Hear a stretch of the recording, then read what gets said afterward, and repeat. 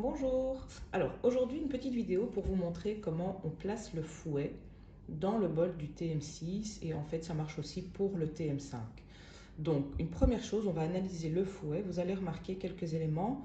Déjà le premier, c'est qu'on voit ici, il y a le logo avec la vitesse. Donc il faut l'utiliser maximum vitesse 4. Ça c'est très important.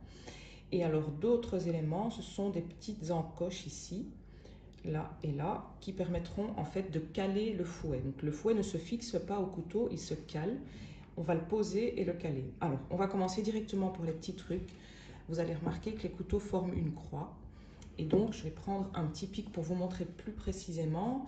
Vous allez voir, donc la croix, elle est ici évidemment. Et vous allez voir qu'elle forme des angles, forcément. Et dans ces angles, il y en a qui sont plus petits que les autres. Donc les deux ici, c'est très subtil, hein, mais les deux ici sont plus petits que les deux qui sont là. Vous voyez? Alors, on va voir ça en pratique. Quand on pose le fouet sur les couteaux et qu'on le tourne de cette façon, il y a un petit mouvement qui se fait. Donc là, vous allez voir que le mouvement, il est assez court, alors que là, le mouvement, il est beaucoup plus long. Et donc, il y a plus de jeu, en fait, dans ces angles qui sont plus grands que dans les angles qui sont plus petits ici. Regardez.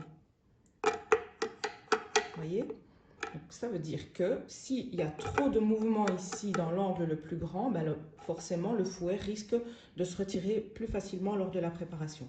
Donc on va venir le poser dans les angles qui sont plus petits, là où il y a le moins de mouvement. Alors pour le caler, donc on va venir mettre ces encoches ici en faisant un petit mouvement vers la gauche. Juste ça.